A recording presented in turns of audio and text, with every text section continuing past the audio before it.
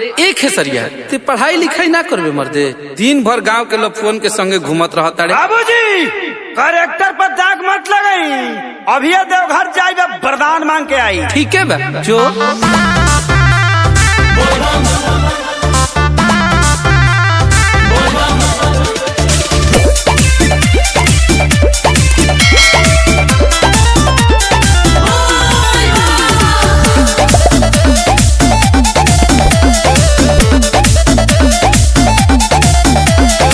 भंगिया धतूर ली हई चिखली, अपना सेवा कवा के बाबा ये तो भीख दी।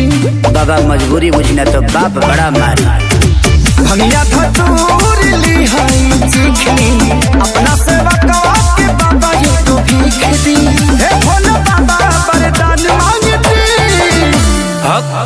हम तुम्हारी तपस्या से प्रसन्न हैं, बताओ तुम्हें क्या चाहिए। 3 चीज, एगो नारी एगो गाड़ी नोट छाप का मशीन, एगो नारी एगो गाड़ी नोट छाप का मशीन, एगो नारी एगो गाड़ी नोट छाप का मशीन। ओम नमः पार्वती पते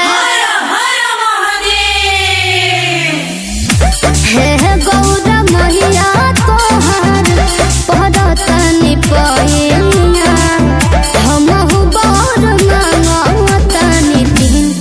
हम तुम्हारी तपस्या से प्रसन्न हुए बालिके, बताओ तुम्हें क्या चाहिए। सुन घर एगो घर एगो वाशिंग मशीन। बालिके ये वॉशिंग मशीन क्या होता है। माते ई आधुनिक युग के कपड़ा धोए वाला मशीन हो।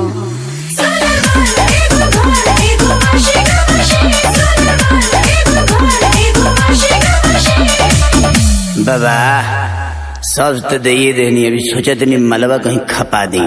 इतना कुछ मिलने के बाद क्या क्या करोगे भाव। सुनी बाबा, लेबे जात बानी हम तो महल करिया बाबा, चढ़े खातिर किनबे अबकी हर चूल रगड़िया बाबा, देनी लौटाई हम दुखवा के दी।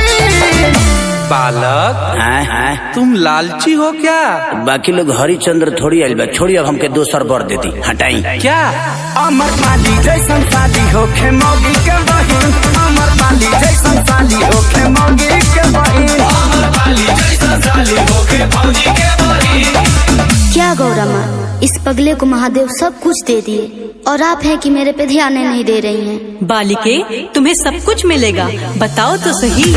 Thank you so much Gaura माँ, तोहरा जैसन के होना सच कहता नहीं तोहर गजबे बसी। माते बोलो। एक लड़के से बहुत प्यार करती हूँ, अगर आज्ञा हो तो वही मांग लूं।